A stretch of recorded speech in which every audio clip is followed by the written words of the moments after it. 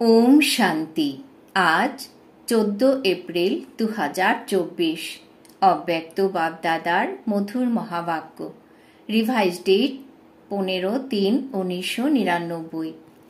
মুরলির সার: কর্মাতীত অবস্থায় পৌঁছানোর জন্য কন্ট্রোলিং পাওয়ারকে বাড়াও, স্বরাজ্য অধিকারী হও। আজ বাপদাদা চতুর্দিকের পরমাত্মপ্রিয় নিজের রাজা বাচ্চাদের দেখছেন। এই পরমাত্ম বৎসলতা বা পরমাত্ম ভালোবাসা খুব অল্প বাচ্চাদের প্রাপ্ত হয়। খুব অল্প সংখ্যক এমন ভাগ্যের অধিকারী হয়। এমন ভাগ্যবান বাচ্চাদের দেখে বাপ দাদাও প্রসন্ন হন। রাজা অর্থাৎ অতি মহিমাযুক্ত বাচ্চা। তো নিজেকে মহিমান্বিত বাচ্চা মনে করো। নামই হলো রাজযোগী। তো রাজযোগী অর্থাৎ মহামহিম বাচ্চা। বর্তমান সময়েও মহামহিম আর ভবিষ্যতেও মহামহিম। নিজের ডবল রাজপদ অনুভব করো তো না? নিজে নিজেকে দেখো যে আমি রাজা তথা মহামহিম হয়েছি, স্বরাজ্য অধিকারী হয়েছি। প্রত্যেক রাজ দরবারি তোমার অর্ডারে কার্য করছে। রাজার বিশেষত্ব কি হওয়া উচিত সেটা জানো তো না? রুলিং পাওয়ার আর কন্ট্রোলিং পাওয়ার, দুই পাওয়ার তোমাদের কাছে আছে।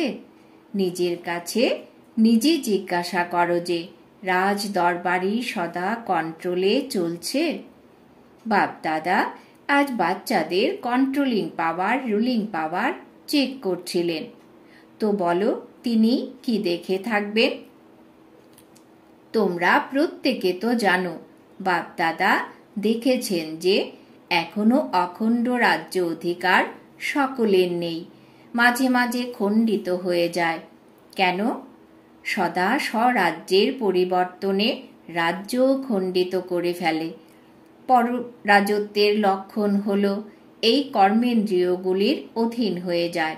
মায়ার রাজ্যের প্রভাব অর্থাৎ পর অধীন বানানো।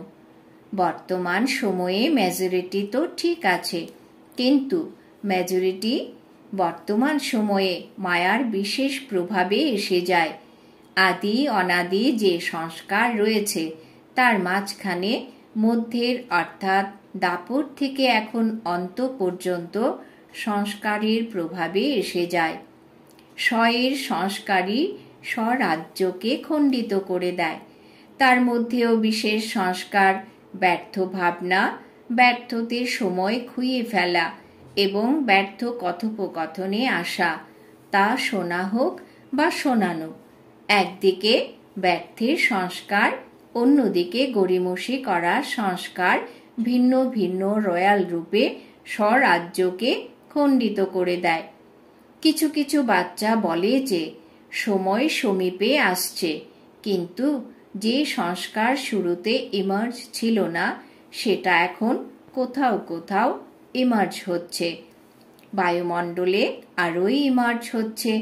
এর কারণ কি? বর্তমান সময়ে এই আঘাত মায়ার একটা সাধন। মায়া এর দ্বারা নিজের বানিয়ে পরমাত্ম মার্গ থেকে সরিয়ে হতোদ্যম বানিয়ে দেয়। তখন তারা ভাবে যে এখনো পর্যন্ত এই রকমই আছে, সুতরাং জানি না সমান হওয়ার সফলতা লাভ হবে কিনা। কোনো না কোনো বিষয় যেখানে দুর্বলতা থাকবে সেই দুর্বলতার রূপে মায়া নিরুৎসাহ বানানোর চেষ্টা করে।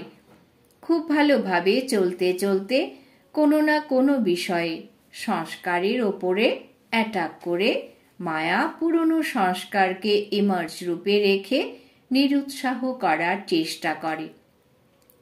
লাস্টে সব সংস্কার সমাপ্ত হওয়ারই আছে, সেই জন্য কখনো কখনো থেকে যাওয়া সংস্কার ইমার্জ হয়ে যায়। কিন্তু বাপ দাদা তোমরা সব ভাগ্যবান বাচ্চাকে বাবা ইশারা দিচ্ছেন, ঘাবড়ে যেও না। এসব মায়ার চাল বুঝে নাও। আলস্য আর ব্যর্থ, এতে নেগেটিভও এসে যায়। এই দুই বিষয়ে বিশেষ অ্যাটেনশন রাখো। বুঝে যাও যে মায়ার আঘাত এটা বর্তমান সময়ের একটা সাধন। বাবার সাথের অনুভব কম্বাইন্ড ভাবের অনুভব এমার্জ করো। এমন নয় যে বাবা তো আমারই, সাথ তো আছেই আছে, সাথের প্র্যাকটিক্যাল অনুভব এমার্জ হোক। তাহলে মায়ার এই আঘাত হবে না।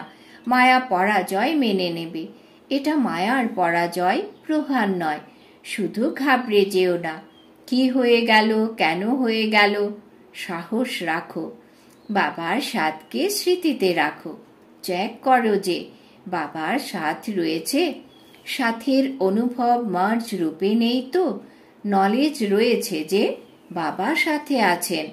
নলেজের সাথে সাথে বাবার পাওয়ার কি রয়েছে? অলমাইটি অথরিটি আছেন তো সর্বশক্তির পাওয়ার এমার্জ রূপে অনুভব করো। একে বলা হয়ে থাকে বাবার সাথের অনুভব হওয়া। হতাশ হয়ে যেও না। বাবা ব্যতীত আর আছেই বা কে? বাবাই তো আছেন। যখন বাবা আছেনই তখন সেই পাওয়ার আছে। যেমন দুনিয়ার লোককে বলো যদি পরমাত্মা ব্যাপক, তবে পরমাত্ম গুণ অনুভব হওয়া উচিত, প্রতীয়মান হওয়া উচিত। তাই তো বাপ দাদাও তোমাদের জিজ্ঞাসা করেন যে যদি বাবা সাথে আছেন, কম্বাইন্ড রয়েছেন, তাহলে সব কর্মে পাওয়ার অনুভব হয়, অন্যদেরও অনুভব হয়। কি বুঝেছ? ডবল ফরেনার্স কি ভাবছ? পাওয়ার আছে, সদা আছে? প্রথম কোয়েশ্চেনে তো সবাই হ্যাঁ করে দেয়। তারপরে যখন আরেকটা কোয়েশ্চেন আসে, সদা আছে, তখন চিন্তায় পড়ে যায়। সুতরাং অখণ্ড হলো না তো না? তোমরা কি চ্যালেঞ্জ করো? অখণ্ড রাজ্য স্থাপন করছো নাকি খণ্ডিত রাজ্য স্থাপন করছো? কি করছো? অখণ্ড তো না? টিচার্স বলো অখণ্ড। তো এখন চেক করো, অখণ্ড স্বরাজ্য রয়েছে? রাজ্য অর্থাৎ প্রালব্ধ সদার জন্য নেবে, নাকি মাঝে মাঝে যদি কাটা হয় কোনো ক্ষতি নেই, এইরকম চাও? নেওয়ার ক্ষেত্রে তো সদা চাই, আর পুরুষার্থ করতে কখনো কখনো চলবে। এইভাবে ফরেনারদের বলা হয়েছিল তো না যে নিজের জীবনের ডিকশনারি থেকে সামটাইম আর সামথিং শব্দ বের করে দাও। এখন সামটাইম শেষ হয়েছে। জয়ন্তী বলো রেজাল্ট দেবে তো না? তো সামটাইম শেষ। যারা মনে করে সামটাইম শব্দ সদার জন্য সমাপ্ত হয়ে গেছে, তারা হাত তোলো। শেষ হয়ে গেছে নাকি শেষ হবে? লম্বা হাত তোলো। বতনের টিভিতে তোমাদের হাত তো এসে গেছে। এখানের টিভিতে সকলের আসে না, এটা কলিযুগী টিভি, তাই না? ওখানে জাদুর টিভি, সেই জন্য এসে যায়। তবুও খুব ভালো, অনেকে হাত তুলেছে, তাদেরকে সদাকালের অভিনন্দন। আচ্ছা, ভারতবাসী যাদের এখন প্র্যাকটিক্যালি সদাকালের স্বরাজ্য আছে, সব কর্মেন্দ্রিয় ল এবং অর্ডারে রয়েছে, তারা হাত তোলো। পাক্কা হাত তুলতে হবে, কাঁচা নয়। সদা স্মরণে রেখো সভার মধ্যে হাত তুলেছ, পরে বাপদাদাকে মিষ্টি মিষ্টি অনেক কথা বলে থাকো। বলে বাবা আপনি তো জানেন তাই না, কখনো কখনো মায়া এসে যায় তো না? তো নিজের হাতের সম্মান রাখবেন বাবা। ভালো, তবু সাহস রেখেছ তো মনোবল হারিও না। সাহসের প্রতি বাপদাদার সহায়তা আছেই আছে। আজ বাপদাদা দেখেছেন যে বর্তমানে সময় অনুসারে নিজের ওপরে, সব কর্মেন্দ্রিয়ের উপরে, অর্থাৎ নিজের প্রতি নিজের যে কন্ট্রোলিং পাওয়ার হওয়া উচিত তা কম আছে, সেটা আরো বেশি প্রয়োজন। বাপদাদা বাচ্চাদের আত্মিক বার্তালাপ শুনে মৃদু মৃদু হাসছিলেন। বাচ্চারা বলে যে পাওয়ারফুল স্মরণ 4 ঘন্টা হয় না। বাপদাদা 8 ঘন্টা থেকে 4 ঘন্টা করেছেন, আর বাচ্চারা বলে 2 ঘন্টা ঠিক আছে।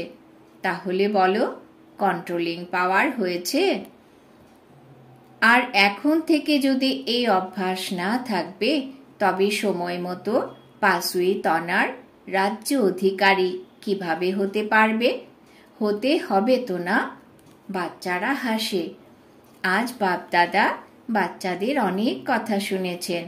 বাপদাদাকে হাসিয়ে থাকে, বলে ট্রাফিক কন্ট্রোল 3 মিনিট হয় না, শরীরের কন্ট্রোল হয়ে যায়, দাঁড়িয়ে যায়। নাম মনের কন্ট্রোল, কিন্তু মনের কন্ট্রোল কখনো হয়, কখনো হয় না। কারণ কি?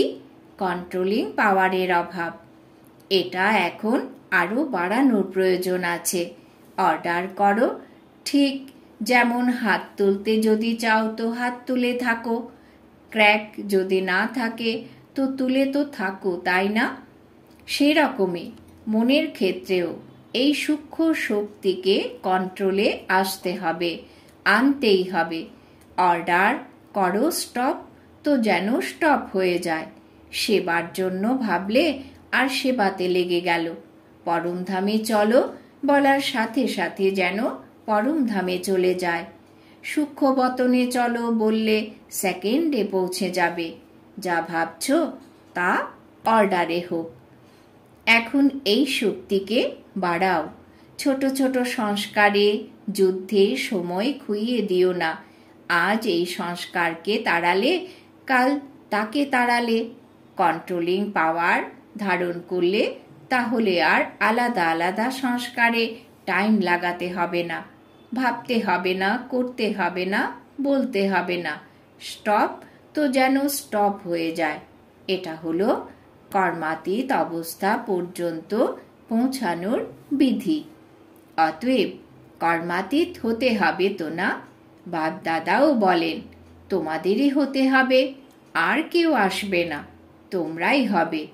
তোমাদেরই সাথে নিয়ে যাব। কিন্তু কর্মাতীতকে নিয়ে যাব তো না? সাথে যাবে নাকি পেছনে পেছনে আসবে? সবাই বলছিল সাথে যাব। এটা তো খুব ভালো বলেছ, সাথে যাবে। হিসাব চুকিয়ে যাবে? এতে হ্যাঁ জি বলনি। কর্মাতীত হয়ে সাথে যাবে, যাবে তো না? সাথে যাওয়া অর্থাৎ সাথী হয়ে যাওয়া। যুগল তো উত্তম হওয়া চাই, নাকি লম্বা কিংবা ছোট? সমান হওয়া উচিত তো না? সুতরাং কর্মাতীত হতেই হবে। তো কি করবে? এখন নিজের রাজ্য ভালো করে সামলাও। প্রতিদিন নিজের দরবার বসাও। রাজ্য অধিকারী তোমরা, তাই তো না? সুতরাং নিজের দরবার লাগাও। কর্মচারীদের থেকে তাদের অবস্থা জিজ্ঞাসা করো, চেক করো তারা অর্ডারে চলছে কিনা। ব্রহ্মা বাবাও রোজ দরবার বসিয়েছেন, তোমাদের কপি আছে তো না? তাদেরকে বলো, দেখাও। ব্রহ্মা বাবাও পরিশ্রম করেছেন, প্রতিদিন দরবার বসিয়েছেন, তবে কর্মাতীত হয়েছেন। তো এখন কত টাইম প্রয়োজন? নাকি এভার রেডি হয়েছ তোমরা? এই অবস্থার দ্বারা সেবাও ফার্স্ট হবে। কেন? কেননা একই সময়ে মনসা শক্তিশালী, বাচা শক্তিশালী, সম্বন্ধ সম্পর্কে আচার আচরণ আর কান্তি শক্তিশালী। একই সময়ে এই 3 সেবা খুব ফার্স্ট রেজাল্ট বের করবে। এমন মনে করো না এই সাধনার সেবা কম হবে না, সফলতা সহজভাবে অনুভব হবে।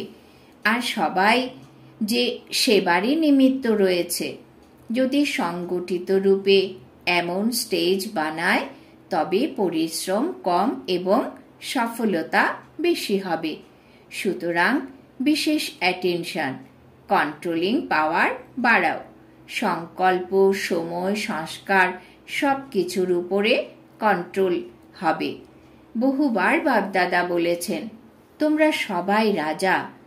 যখন যেভাবে চাও, যেখানে চাও, যত সময় চাও, সেইভাবে মন বুদ্ধিকে ল অ্যান্ড অর্ডারে চলতে দাও।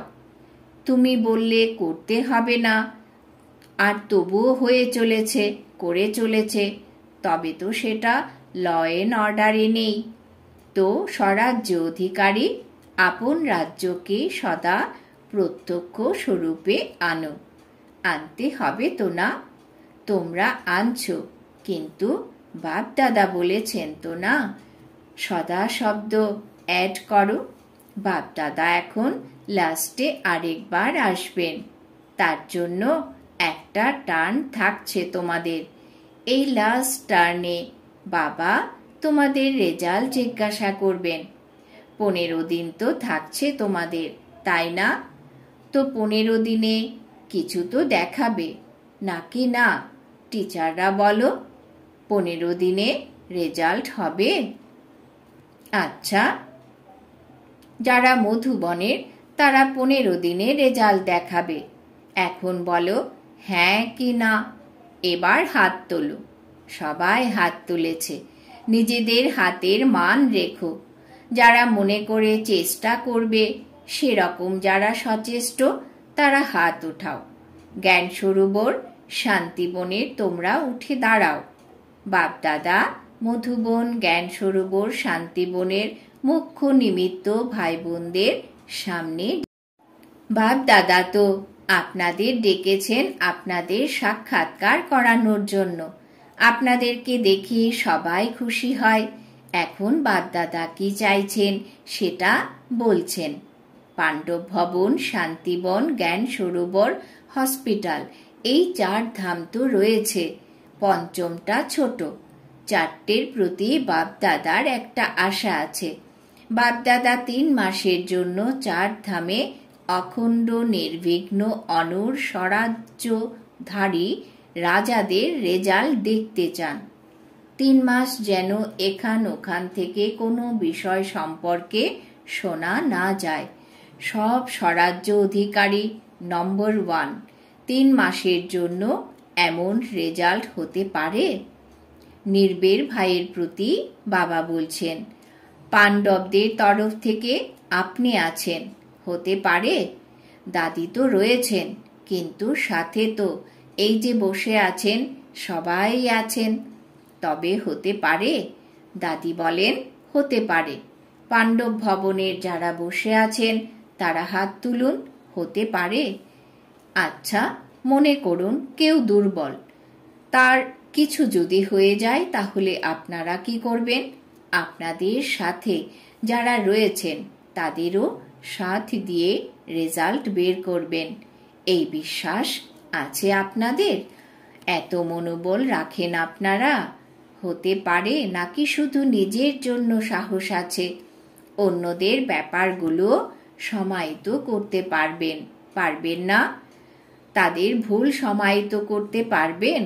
বায়ুমণ্ডলে ছড়িয়ে দেবেন না, সমাহিত করবেন। এটুকু করতে পারবেন আপনারা? জোরে বলুন, হ্যাঁ বাবা। অভিনন্দন। 3 মাসের পরে রিপোর্ট দেখব। কোনো স্থান থেকেই যেন কোনো খারাপ রিপোর্ট না আসে। একে অপরকে ভাইব্রেশন দিয়ে সমাহিত করে দিও, আর ভালোবাসার সাথে ভাইব্রেশন দিতে হবে। কলহ বিবাদ যেন না হয়। এভাবেই ডবল বিদেশীয় রেজাল্ট দেবে তো না? সবাইকে হতে হবে, তাই না? ডবল বিদেশি যারা মনে করে নিজেদের সেন্টারে সাথীদের সাথে 3 মাসের রেজাল্ট বের করবে তারা হাত তোলো। যারা ভাবছো চেষ্টা করবে, বলতে পারছো না, তারা কেউ আছো তো? হাত তোলো। স্বচ্ছ হৃদয়, যাদের হৃদয় স্বচ্ছ তাদের সহায়তা লাভ হয়। আচ্ছা, এরপর বাপদাদা সব জনের ভাই বোনদেরও হাত তুলিয়েছেন তথা নিজের স্থানে দাঁড় করিয়েছেন। প্রথমে মহারাষ্ট্র, দিল্লি, কর্ণাটকের ভাই বোনেদের দাঁড় করিয়েছেন এবং প্রতিজ্ঞা করিয়েছেন। তারপরে যারা ইউপি থেকে তাদের সেবার অভিনন্দন জানিয়েছেন। চতুর্দিকের সকল স্বরাজ্য অধিকারী আত্মাদের, সদা অখণ্ড রাজ্যের যোগ্য আত্মাদের, যারা সদা বাবা সমান কর্মাতীত স্থিতিতে পৌঁছায়, বাবাকে ফলো করে এমন তীব্র পুরুষার্থী আত্মাদের, যারা সদা একে অপরকে শুভ ভাবনা, শুভ কামনার সহযোগ দেয় এমন শুভ চিন্তক বাচ্চাদের স্মরণের স্নেহ সুমন আর নমস্কার। আমরা আত্মারূপী বাচ্চারা আমাদের মাতা পিতাকেও জানাই স্মরণের স্নেহ সুমন নমস্কার। বরদান। বাবা আজ বরদান দিয়েছেন, বিঘ্নকারী আত্মাকে শিক্ষক মনে করে তার থেকে পাঠ পড়ে অনুভবী মূর্ত ভব। বিঘ্নকারী আত্মাকে শিক্ষক মনে করে তার থেকে পাঠ পড়ে অনুভবী মূর্ত ভব। যে আত্মারা তৈরি করার নিমিত্ত হয় তাদের বিঘ্নকারী আত্মা হিসেবে দেখো না, তাদেরকে সদা পাঠ পড়ানোর, সামনে এগিয়ে দেওয়ার জন্য নিমিত্ত আত্মা মনে করো, অনুভবী বানানোর শিক্ষক মনে করো। যখন তোমরা বলো যে নিন্দা করে সে মিত্র, তখন সে বিঘ্নকে পাশ করিয়ে অনুভবী বানানোর শিক্ষক হয়ে গেল। সেই জন্য বিঘ্নকারী আত্মাকে সেই দৃষ্টিতে দেখার পরিবর্তে সব সময়ের জন্য বিঘ্ন থেকে পার করানোর নিমিত্ত, অনর বানানোর নিমিত্ত মনে করো। এর থেকে আরো অনুভবের অথরিটি বৃদ্ধি হতে থাকবে। স্লোগান। কমপ্লেনের ফাইল শেষ করে ফাইন আর রিফাইন হও। কমপ্লেনের ফাইল শেষ করে ফাইন আর রিফাইন হও। আজকের সমান আমি অনুভবী মূর্ত আত্মা।